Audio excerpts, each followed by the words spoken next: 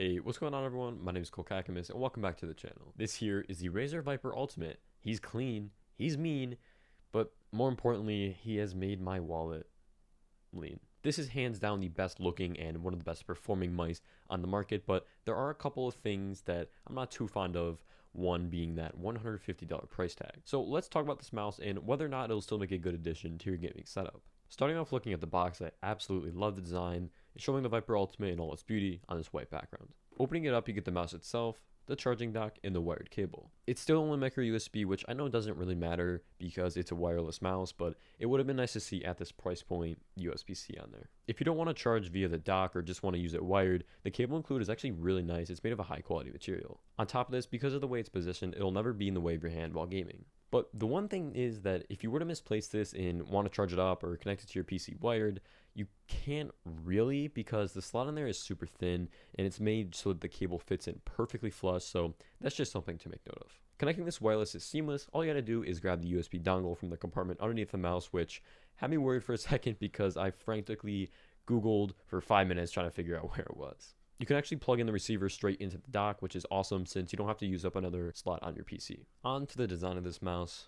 Ooh, it is clean. This here is the Mercury or just white version that looks so damn good. Most of the body itself is white, but then the sides and square will have a little gray tone to them. Honestly, one of the big reasons I picked up this mouse was just how well it went with my new keyground keyboard, but among that, there are a lot of things that I love about this guy. It's ambidextrous and has 2 buttons on each side along with rubber grips. I do, for whatever reason, tend to accidentally click these from time to time, but they're still really convenient and feel good to press. I really loved how the textured grips feel as they give me a lot of control over movement in game. On the bottom, there's the optical sensor, which I'll get into in more detail in just a bit, along with the power and then like DPI button. I don't know actually what to call it, but basically it's just the button you hit to go to predefined levels for DPI sensitivity. Oh, and yeah, before you mention it, I did mess up the sticker. I don't even know how. Just don't mention it, all right? One of the biggest highlights, though, is its weight. Coming in at just 78 grams, it's extremely light. A lot more than I expected, which is just fantastic for those quick movements in-game. Now, I just want to quickly note that for whatever reason,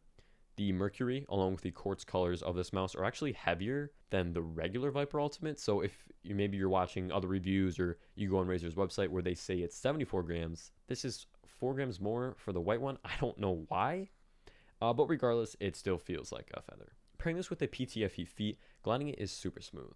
I'm not even using a gaming desk pad. This is just a leather one that I've used for work, and it still performs so well. But pulling out my old Corsair gaming one, it's wild, to say the least. While this thing looks great, it is important to talk about how it's actually built. It's definitely very good, but I wouldn't say that it's anything like out of this world impressive for its price tag.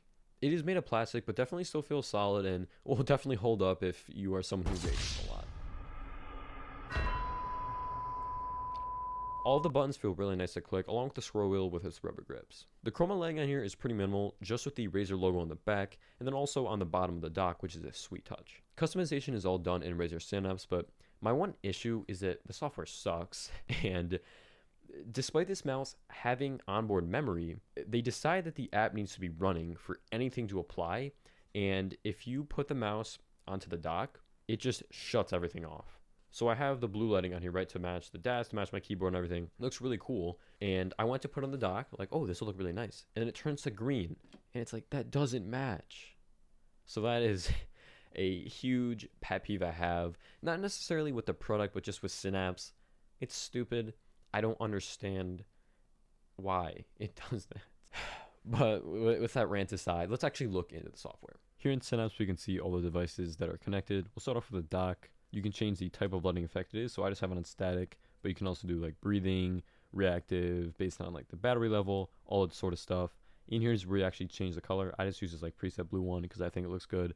Then you can make some custom ones using like the RGB, whatever you want. But now going back into the actual mouse, in here you can change the binds for all the different buttons on here, as well as save it to profiles. Going over to performance, this is where you actually change up to 20,000 DPI.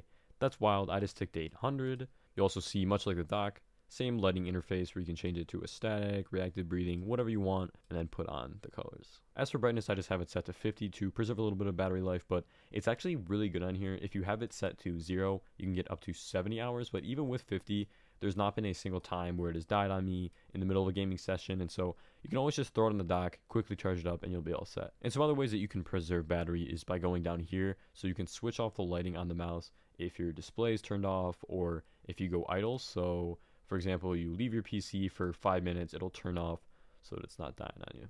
Also, if you go over into the power settings, you can see there's a low power mode. So whenever you get down to whatever percentage you set it to, it'll basically just kind of slow down the mouse a little bit. You might not want to do this, but if you really want to squeeze out as many hours as possible, this is there. And the last thing we're going to look at is the calibration center. Here you can just set up the tracking. There's the smart tracking, which does it automatically for you, or you can manually set it up. I just did it. It took like 2 minutes. All you have to do is press add a surface, grab whatever mouse pad you had. I just hit custom, you start, and then you just start dragging your mouse all around the mouse pad, and it'll figure out how to calibrate it for you. Really awesome. But yeah, that is basically the Synapse software. Everything that's in here, it's fine. You know, it's software. You can edit your lighting. It's cool, and that's really all I've got.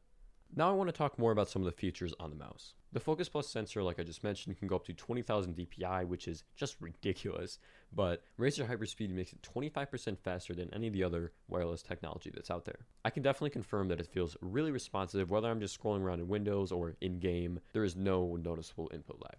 Comparing it alongside one of my wired gaming mice, there is no noticeable differences. The Razer optical switches on here use an infrared light to track the clicks, and so the response time is extremely fast at just 0.2 milliseconds. It's also rated for 70 million clicks, which is extremely impressive. The mouse buttons are really quick to activate and feel great to click on. Also, for those of you who want it, here's a quick sound test.